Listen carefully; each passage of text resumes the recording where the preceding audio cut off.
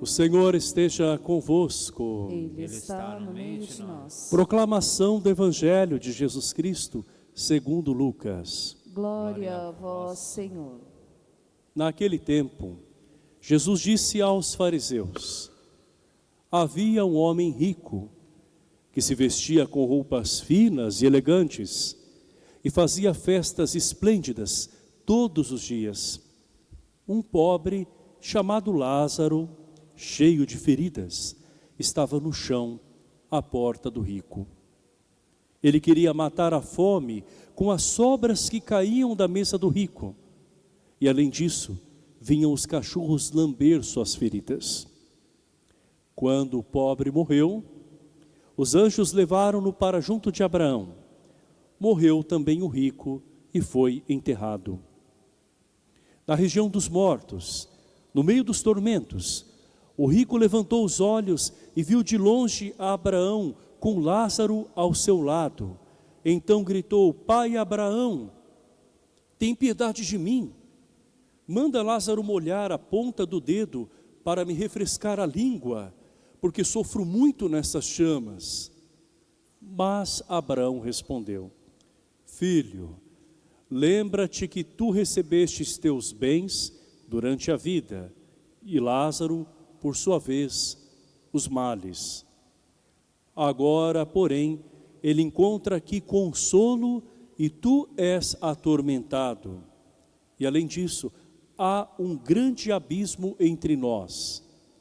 Por mais que alguém desejasse, não poderia passar daqui para junto de vós, e nem os daí poderiam atravessar até nós. O rico insistiu: Pai, eu te suplico, manda Lázaro à casa do meu pai, porque eu tenho 5 irmãos. Manda preveni-los, para que não venham também eles para este lugar de tormento.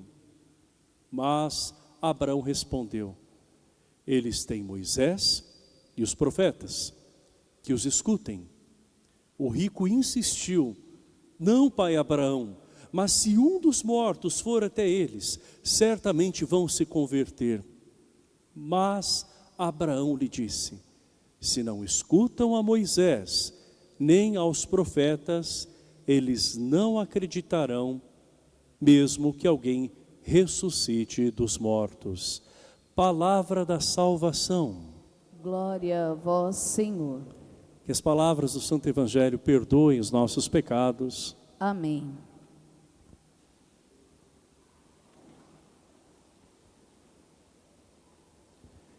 Chegamos ao último final de semana do mês de setembro, mês dedicado à Palavra de Deus.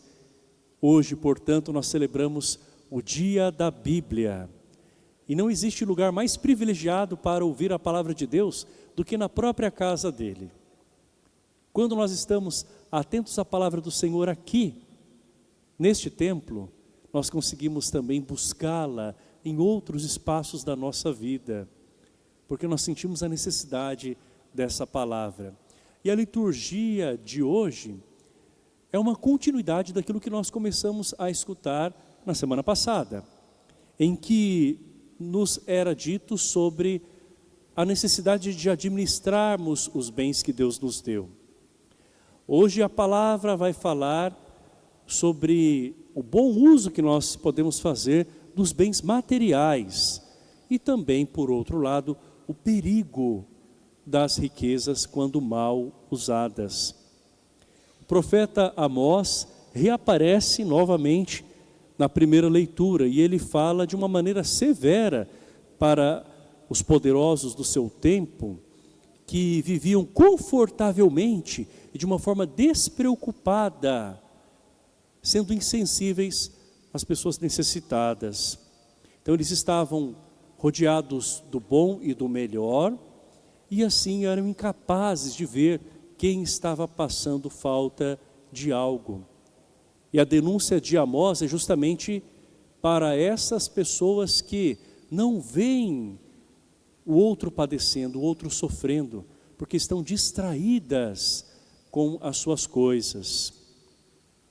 Hoje nós vemos também muitos que no mundo se distraem com o desejo de vencer, criando inimigos e gastando muito dinheiro, muitos povos, nações, gastando dinheiro em armamentos pesados, com aquela fala de que é preciso proteger a nação, mas quanta destruição, não só material, mas na vida das pessoas que sofrem com a guerra.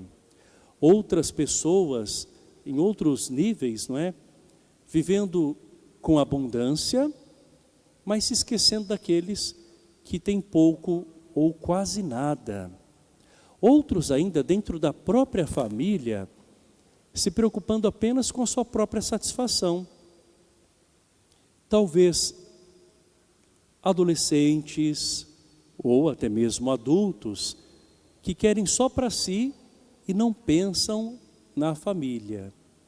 Então querem às vezes bens de consumo, quando não até crianças, estimuladas por muitos de nós, não só pela propaganda, que querem cada vez mais coisas materiais, porque talvez foram assim acostumadas por alguns adultos que acabaram compensando a sua ausência, dando coisas. Então quantas pessoas que vão perdendo a sensibilidade pelo outro dentro da própria casa, ou às vezes até por parte de cônjuges, isso também acontece.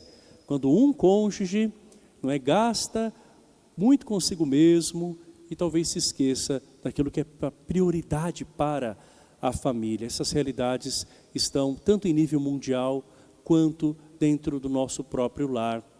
E Jesus vai falar para nós, antecipando a realidade futura, através de um olhar para o presente, quando ele nos conta a parábola do rico e do pobre Lázaro. Nós já bem conhecemos que este rico tinha a possibilidade de se vestir bem, de comer bem, e fazia até festas todos os dias esbanjando o que tinha.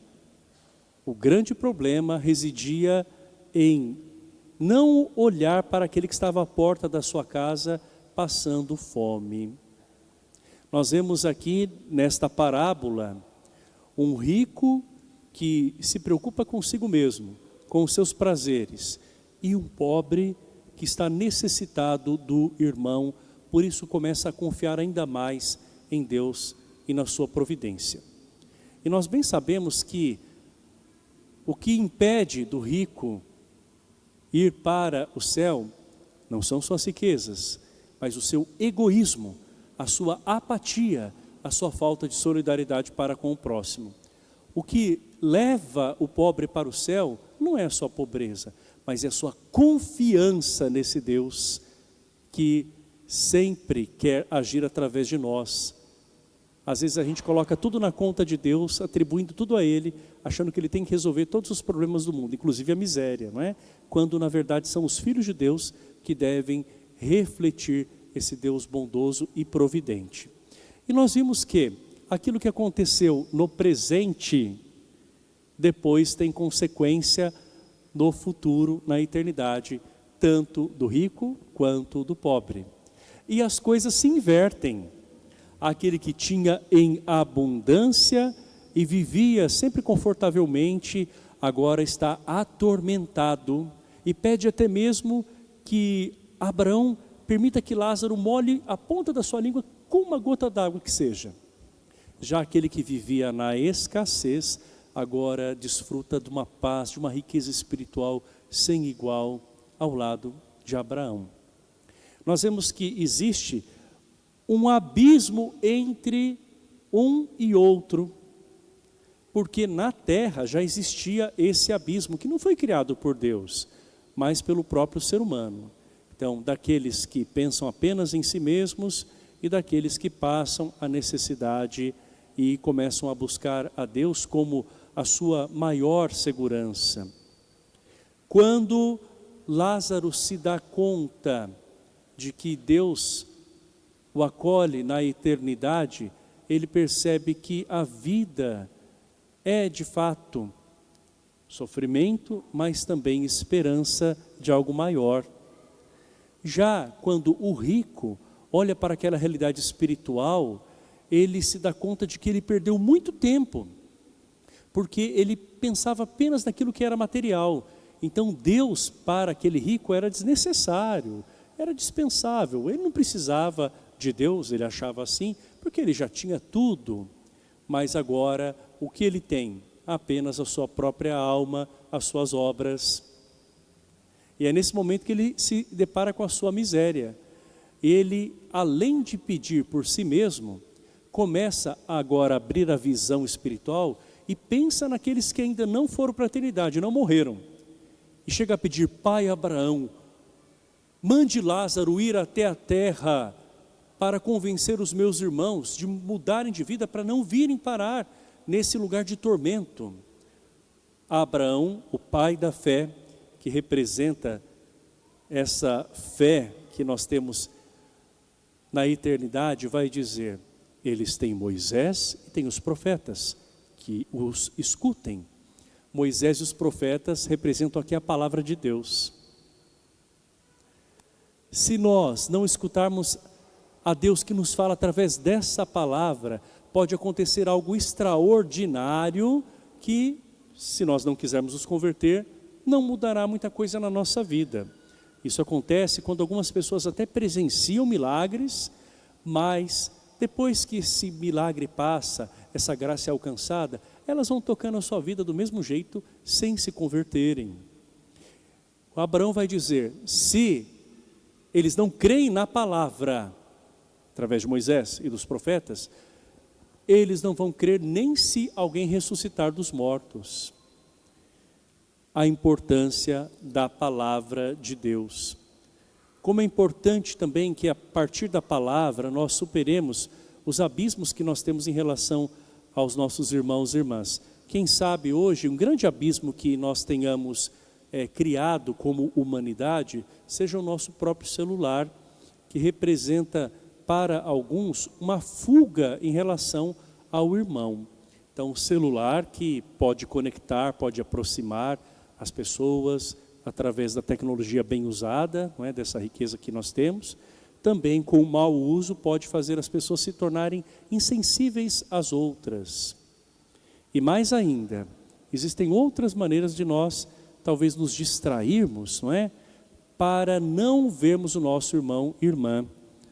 Quem já foi a uma cidade grande, tendo que pegar um metrô, às vezes se depara com alguns que são jovens, que fecham os olhos. Quem sabe por conta do cansaço, mas também como uma maneira de não olhar para alguém que tem mais idade e que precisa do assento. Então, se eu não olho, eu não me responsabilizo. Outras pessoas podem, quem sabe, fingir que o outro não existe. Eu me lembro de um irmão de rua que dizia para mim assim, no momento em que lhe dei a atenção: Padre, chegou um momento da minha vida que eu pensei que eu não existisse. Como assim, meu irmão? Perguntei. Porque as pessoas passavam por mim, é como se elas não me vissem. E daí chegou uma hora que eu comecei a duvidar se eu estava vivo ou se eu estava morto. Se realmente eu existia ou não. Porque ninguém percebia que eu estava ali. Então eu comecei a pensar: será que eu estou aqui mesmo? Então veja só como esse irmão foi vítima da insensibilidade de tantos de nós. Mas acontece que o próprio Deus, através dessa palavra, vai nos mostrar a forma de nós fazermos com que esse abismo que existe entre nós e muitas pessoas possa cada vez mais ser quebrado e nós nos aproximemos. É a palavra e a Eucaristia. A Eucaristia deve nos fazer olhar com os olhos de Cristo, olhar de compaixão, olhar de amor. Assim como São Benedito olhou para os irmãos necessitados. Bem sabemos que São Benedito, no convento de Santa Maria, era cozinheiro. E no convento, eles tinham que comer, embora não muito, mas era garantido. E outros frades, companheiros de São Benedito, começaram a se dar ao luxo, dentro das necessidades deles, de comer o pão e descartar os restos. São Benedito então vai dizer: meus irmãos, Não façam isso. Não desperdicem as sobras dos pães, porque eles pertencem aos pobres. Este é o sangue dos pobres. E alguns frades, talvez achando que São Benedito estivesse exagerando, dramático, não é? Não davam a devida atenção. São Benedito sabia que à porta do convento havia muitas pessoas que precisavam e que tinham necessidades maiores do que até aqueles próprios irmãos, os frades, que viviam uma vida mais sóbria, digamos assim. Então sempre haverá alguém mais necessitado do que nós, meus irmãos e minhas irmãs. E eles começaram a desperdiçar o pão novamente. São Benedito, que estava ali na cozinha, muito atento, os chama então, e ao limpar um dos pratos com uma esponja, ele diz assim: vejam, meus filhos, se é ou não é o sangue de Cristo que se desperdiça nessa cozinha. E ao espremer aquela esponja, dela escorre sangue. Nesse momento, os frades se dão conta de que de fato o que eles deixavam perder, o que desperdiçavam, era o sangue dos pobres. Aquilo que eles tinham e não consideravam e não repartiam, faltava para os irmãos e irmãs mais necessitados. Que São Benedito, o homem da palavra, além de ser o homem do serviço na cozinha e na autoridade que exerceu durante um tempo, nos ajude também dentro do nosso estado de vida, da nossa condição, a olhar para Deus, escutá-lo na sua palavra, escutando também o clamor dos nossos irmãos e irmãs, que são a presença de Deus para nós. Louvado seja nosso Senhor Jesus Cristo. Para sempre seja louvado.